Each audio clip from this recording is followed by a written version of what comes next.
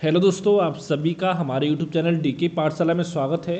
दोस्तों, जैसा कि आपको पता ही होगा, जो आपका आरओ का एग्ज़ाम होने वाला है, आरओ एआरओ का, उसमें दोस्तों मात्र आपके पास 4 दिन का समय बचा हुआ है। क्योंकि दोस्तों आज आपका 6 फरवरी आपका हो चुका है।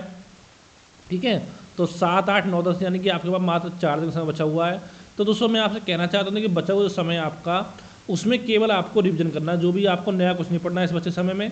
यानी दोस्तों देखिए, जितनी भी आपने तैयारी करनी थी वो आपने तैयारी आपकी हो चुकी होगी, उम्मीद करता हूँ। अगर तैयारी नहीं हो पाई अभी तक आपकी, तो दोस्तों बच्चे वो 4 दिनों में भी आपकी तैयारी नहीं हो पाएगी। ये चीज़ आपको अच्छे से समझनी होगी। अब देखिए दोस्तों, करना क्या, जो बचा हुआ समय आपका, उसमें केवल आपको रिवीजन करना है। अब देखिए किस तरह से रिवीजन करना है। जैसे दोस्तों हम बात करते हैं आपका हिंदी की। ठीक है, तो उसमें हिंदी में देखिए कोशिश आपको करनी है, देखिए जो भी आपके कन्फ्यूजिंग वर्ड हैं, जहाँ पर आप कन्फ्यूज होते हो, या कुछ आपको शब्द जो आपके टफ लगते होंगे, ठीक है, तो उनको आपको बार बार पढ़ना है। जो चीज़ आपको थोड़ा डिफिकल्ट लगती है, जब आपने पढ़ाई की होगी, अंडरलाइन किया होगा, हाईलाइट कुछ भी किया होगा, तो वहाँ पर देखिए जो भी वर्ड आपको टफ लगे हों या कन्फ्यूजिंग लगे हों, उनको आपको बार बार रिवाइज करना है। और मैंने पहले ही बोला था कि हिंदी में कम से कम आपके 50 क्वेश्चन आपके सही होने चाहिए, नेगेटिव मार्किंग हटाने के बाद।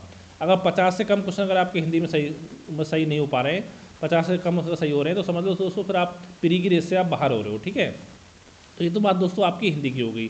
अब हम दोस्तों अगर बात करें आपका जीएस की, तो देखिए जीएस में क्या करना है आपको। मैंने पहले ही बताया कि आपको 80 प्लस का टारगेट लेके चलना है अपना जीएस में। 80 प्लस का जीएस में, 50 प्लस का आपका हिंदी में। ठीक है, यानी कि अगर मान लो 130 क्वेश्चन अगर आपके सही हो गए नेगेटिव में हटाने के बाद, तो जो प्री का एग्जाम है वो आपका 100% जो वो आपका एग्जाम क्लियर हो जाएगा। ठीक है, अब देखिए 80 कैसे आएंगे। जैसे हम बात करें करंट अफेयर की, आपको पता होगा सबसे ज़्यादा क्वेश्चन जो आप करेंगे करंट अफेयर से आपके आते हैं। तो यहाँ पर क्या करना है दोस्तों, देखिए जो भी करंट अफेयर जहाँ से भी आपने पढ़ा हो, हमारे नोट्स पढ़े हो, कहीं और से पढ़ा हो, तो आपको उनको रिवाइज करना है, जो भी करंट अफेयर आपने पढ़ा है। जैसे कुछ चीज़ें आपकी मतलब भूलने वाली होती है, जैसे कि कौन सम्मेलन आपका कहाँ हुआ था। ठीक है, इस टाइप क्वेश्चन हो गए, पुरस्कार वगैरह हो, उनको आप देख सकते हो।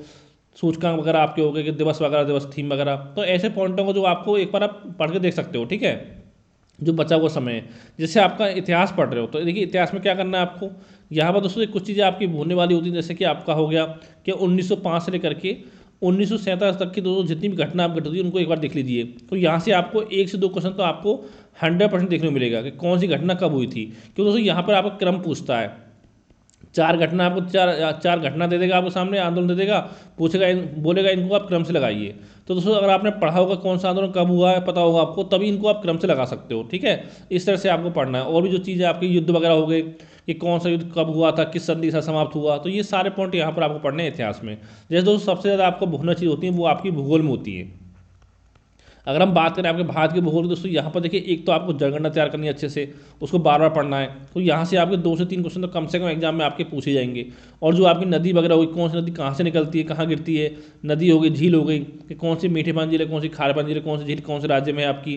ठीक, कृषि का डाटा हो गया कि किस फसल है, सब्जी के उत्पादन में कौन सा राज्य पहले पर है, शीर्ष पर है, और यूपी का स्थान क्या है। खनिज डाटा आपको हो गया कि खनिज के उत्पादन में, भंडारण में कौन सा राज्य शीर्ष पर है।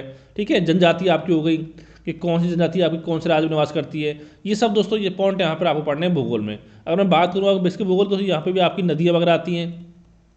ठीक है, नदियाँ हो गई, झील हो गई, जल संधियाँ आपका हो गई कि कौन सी जल संधि किसको जोड़ती है, किसको अलग करती है। ज्वालामुखी हो गया कि कौन सा ज्वालामुखी कौन सा देश में अवस्थित है आपका। ठीक है, और कृषि डाटा आपको किस फसल के उत्पादन में कौन सा देश शीर्ष पर है, भारत का स्थान क्या है। खनिज डाटा आपका हो गया कि किस खनिज के उत्पादन में कौन सा देश शीर्ष पर है। साथ ही आपका उद्योग का केंद्र वगैरह हो गया कि कौन सा स्थान किस उद्योग के लिए आपका प्रसिद्ध है। ये पॉइंट हो गए। जनजाति वगैरह आपकी हो गई। ठीक है, और अंतर्राष्ट्रीय तिथि रेखाएं आपकी हो गई, अंतर्राष्ट्रीय सीमा रेखाएं आपकी। तो दोस्तों ये सारे पॉइंट यहाँ पर आपको पढ़ने हैं। जैसे दोस्तों आपका आता है यहाँ पर राज्य व्यवस्था आता है। तो यहाँ पर दोस्तों बचे समय में जो आपके आर्टी जितने भी आपके आर्टी यानी कि अनुच्छेद हैं उनको देख लीजिए अच्छे से, क्योंकि अनुच्छेद से 1 से 2 क्वेश्चन तो आपको एग्जाम में आने आना है कि कौन से आर्टिकल में क्या है आपका। ठीक है, कौन किसको शपथ दिलाता है, राष्ट्रपति प्रधानमंत्री आपके हो गए। ठीक, कौन किसको अपना त्यागपत्र सौंपता है। ये सब दोस्तों पॉइंट, अनुसूचियाँ वगैरह होगी आपकी हो गई। संविधान के स्रोत कि कौन सी चीज़ कौन से देश के संविधान से ली गई है। यानी दोस्तों मेरे कहने का मतलब ये है कि जो चीज़ें आपकी भूलने वाली हैं उनको आप बार बार रिवाइज करिए। जैसे हम बात करें आपका अर्थव्यवस्था की, तो यहाँ पर आप पंचवर्षीय योजना देख सकते हो आप कि कौन सा कार्यकाल कब से कब तक का था, किसका क्या उद्देश्य था, कौन सी पंचवर्षीय योजना किस आपके मॉडल पर आधारित थी। ठीक है, और साथ ही एक आपको केंद्र सरकार जितनी योजना आपकी हैं वो सारी आप अच्छे से देख लीजिए। यहाँ से 1-2 क्वेश्चन आपको बनेगा। ठीक है, 100% क्वेश्चन बनेगा आपका केंद्र सरकार की योजनाओं से, ये आपको पढ़ना है। और उसमें बात करें हम अर्थव्यवस्था में, देखिए 100-200 पॉइंट यहाँ पे क्वेश्चन बनेगा आपका, जितनी भी आपके वर्ल्ड के ऑर्गेनाइजेशन है आपका, वो पढ़ लेना आपको कौन से मतलब ऑर्गेनाइजेशन का हेडक्वार्टर कहाँ है आपका। जैसे हाल ही ब्रिक्स में 5 देश शामिल हुए हैं, पूछ सकता है कौन सा देश ब्रिक्स में शामिल नहीं है, कि नाटो में शामिल हो रहा सबसे लास्ट का देश कौन सा था। तो दोस्तों ये सब पॉइंट यहाँ पर आपको पढ़ने हैं। जैसे हम कृषि में बात करें तो कृषि से संबंधित दोस्तों जितनी भी आपके अनुसंधान संस्थान है वहाँ से क्वेश्चन आपका बनेगा। जीव विज्ञान बात करें, मानव शरीर के रोग हो गए आपके, कि कौन सा रोग किसी कमी से होता है। विटामिन के रासायनिक नाम हो गए, विटामिन के स्रोत हो गए, कि विटामिन से होने वाले रोग आपके हो गए।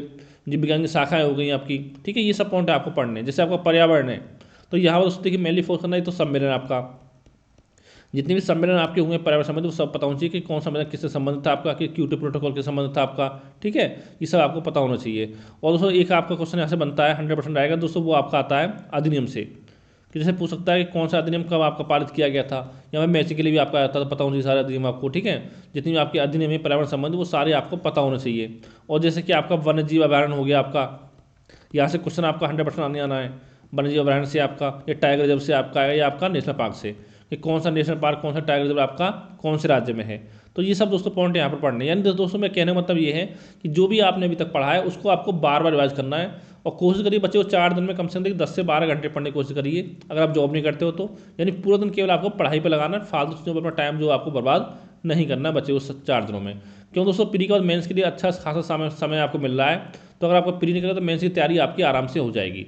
अगर दोस्तों कोई मन में डाउट हो, सवाल हो, तो नीचे कमेंट करके आप पूछ सकते हो। Thank you for watching.